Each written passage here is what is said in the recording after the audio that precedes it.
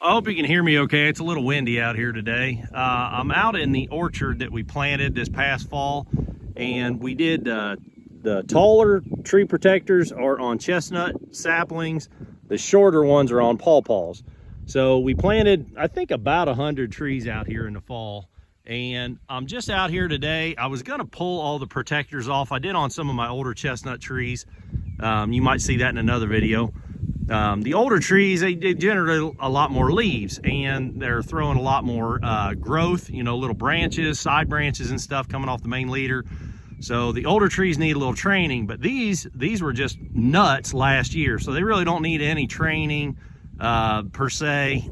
And they only had, you know, 4, 5, 6 leaves per seedling when we planted them. So I'm just being kind of lazy, and I can't hardly justify pulling off every one of these tree protectors just to get in there, clean out 3 or 4 leaves, maybe prune, probably not.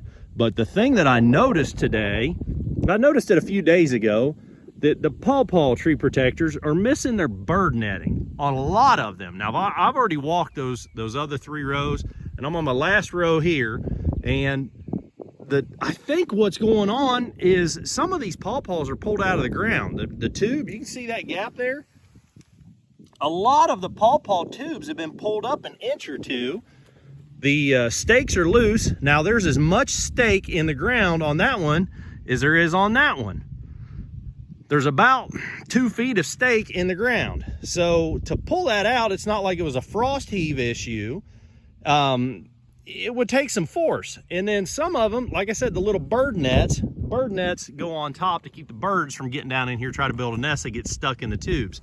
So you put these nets on, and I didn't have any trouble out of the chestnuts. I think of the 48 chestnut trees, I think 2 of them were missing the nets. And they happen to be right down here, one in front of the other. So they're right on top of each other, which was really interesting. A few of the pawpaws down there are missing their bird nets, and just throughout, a lot of the pawpaws were missing their bird nets. Some of them are laying right next to them, some of them are completely gone, and like I said, some of the tubes are pulled up. And it occurred to me, we have a filthy amount of deer around here, and I'm okay with that because I like to deer hunt.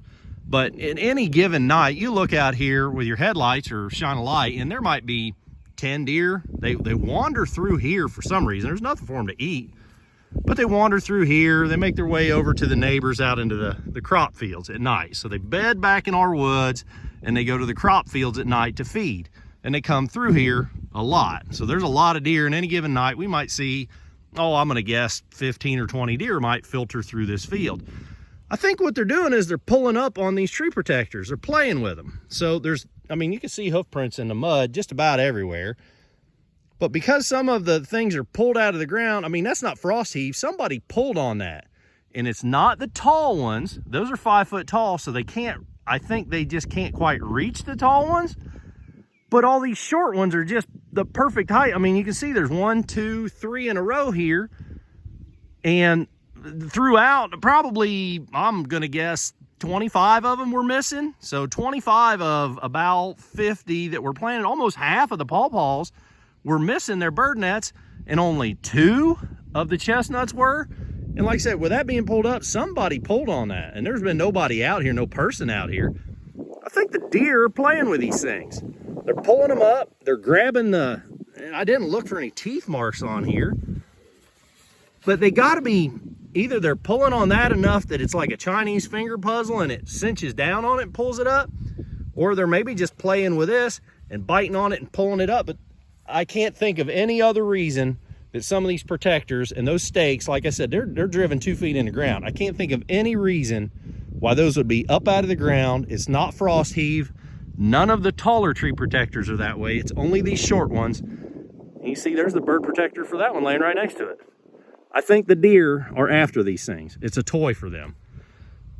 That's all I got on this one, guys. Leave a comment if you've ever experienced this yourself. I'd sure love to hear if this is a common thing with people with these tree protectors.